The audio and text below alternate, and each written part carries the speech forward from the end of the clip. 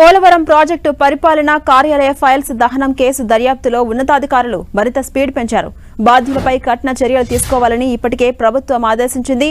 ఈ ఘటనను సీరియస్ గా తీసుకున్న సర్కార్ వెంటనే చర్యలు తీసుకోవాలని ఉన్నతాధికారులకు ఆదేశించింది.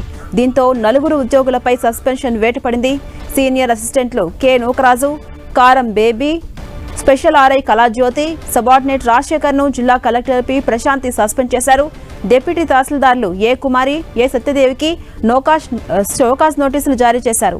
విధుల్లో నిర్లక్ష్య వైఖరిని ఉపేక్షించే ప్రసక్తి లేదని ఈ నేపథ్యంలో కలెక్టర్ స్పష్టం చేశారు. ఇదే అంశంపై మరింత సమాచారం మా ప్రతినిధి విజయచంద్రన్ అందిస్తారు. విజయచంద్రన్,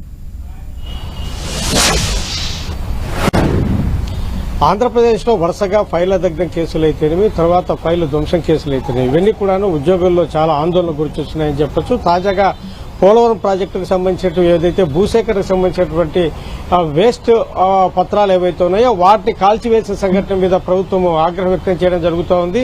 ఇది వృధా అయినటువంటి ఫైల్ అయినా కూడాను ముందస్తుగా అధికారుల యొక్క అనుమతి తీసుకోకుండా దీన్ని కాల్చివేయడం అనేది పలు అనుమానాలకు తావిస్తుంది. కాబట్టి విధుల్లో నిర్లక్ష్యంగా వ్యవహరించారని చెప్పేసి ఈ అధికార యంత్రాంగం మీద కలెక్టర్ ప్రశాంతి సస్పెన్షన్ వేటు వేయడం జరిగింది. దీని మీద విచారణకు కూడా ఆదేశించారు. అయితే ఈ వ్యవహారంలో ప్రాథమికంగా చేసినటువంటి ఏదైతే కనుక ఆర్డీఓ చేసినటువంటి దర్యాప్తు ఏదైతే ఉందో ఈ దర్యాప్తులో ఇవన్నీ కూడాను పనికిరాని ఫైల్స్ గా గుర్తించినట్లు కలెక్టర్ ప్రశాంతి ప్రసిద్ధిలో చెప్పడం జరిగింది. తద్వారా అయితే ఒక రాంగ్ ఇండికేషన్ జనంలోకి వెళుతుంది, పలు అనుమానాలకు తావిస్తుంది. కాబట్టి ఉన్నతాధికారుల పర్మిషన్ లేకోకుండా వీటిని దగ్ధం చేశారని చెప్పేసి ఆ కారణం చేత వీరిని సస్పెన్షన్ వేయడం జరిగింది. అంతేకాకుండా మదనపల్లిలో జరిగినటువంటి ఏదైతే సబ్ రిజిస్టర్ కార్యాలయం జరిగినటువంటి అక్కడ దగ్ధం కేసు అయితేనేమి, తర్వాత విజయవాడ సిఐడి కార్యాలయం వద్ద పనికిరాని కొన్ని ఫైల్స్ ను దగ్ధం చేయడం అయితేనేమి, తర్వాత తిరుపతిలో టీటీడీ ప్రధాన కార్యాలయం అక్కడ జరిగినటువంటి ప్రమాదం అయితేనేమి, ఇవన్నీ చూస్తా ఉంటే కనుక వరుసగా ఈ ఫైళ్ల వ్యవహారము, కాల్చివేతల వ్యవహారము ఇవన్నీ కూడాను ఉద్యోగుల్లో కూడాను చాలా ఆందోళన గురిచేస్తున్నాయని చెప్పొచ్చు. ఇప్పటికే మదనపల్లికి సంబంధించిన వ్యవహారంలో సిఐడి కేసులో దర్యాప్తులో ముందుకెళ్తుందని చెప్పొచ్చు. ఈ నేపథ్యంలో అక్కడ పెద్దిరెడ్డి రామచంద్రారెడ్డి మాజీ మంత్రి ఆయన అణిచేరుండడము, ఆయన మీద కూడా ఆరోపణలు వెలువడుతున్న నేపథ్యంలో ఈ వ్యవహారం అయితే కనుక సీరియస్ గా మారిందని చెప్పొచ్చు. అంతేకాకుండా ఇవన్నీ కూడాను ఈ వ్యవహారంలో అధికారుల తర్వాత ఉద్యోగుల పరిస్థితి చూస్తే కనుక కుడితిలో పడ్డ ఎలుకలాగా తయారైందని చెప్పొచ్చు. ఈ నేపథ్యంలో ఉద్యోగ సంఘాలు అయితేనేమి, ఉద్యోగులు అయితేనేమి కొంత ఆందోళన వ్యక్తం అవుతా ఉంది.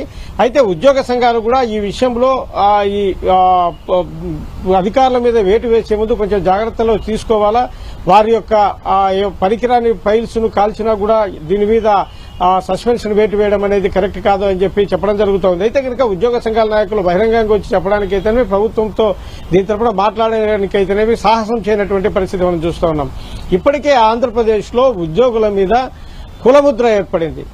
చంద్రబాబు నాయుడు పాలనలో అయితేనేమి, జగన్మోహన్ రెడ్డి పాలనలో అయితేనేమి ఉద్యోగులు తర్వాత ఉన్నతాధికారుల మీద కులముద్ర ఏర్పడము, ఆ దిశగా కూడా పలు రాష్ట్ర ప్రభుత్వాలు ఏ ప్రభుత్వమైనా కూడాను అధికారుల మీద ఒక మంచి సద్బుద్ధి లేకుంటే కనుక ఒక మంచి ఒపీనియన్ ఏర్పాలంటే ఇది కూడా ఒక కారణం అవుతుంది అని చెప్పేసి ఉద్యోగ సంఘాల నాయకులు అయితేనేమి, అధికారులు కూడా కొంత ఆందోళన వ్యక్తం అవుతోంది. కాబట్టి ఏ ప్రభుత్వం వచ్చినా కూడా తమ పరిస్థితి చాలా ఇబ్బందికర పరిస్థితుల్లో నెలకొంటున్నామని చెప్పేసి కొంతమంది అధికారులు ఆఫ్ ది రికార్డు ఆవేదన వ్యక్తం చేస్తా ఉన్నారు.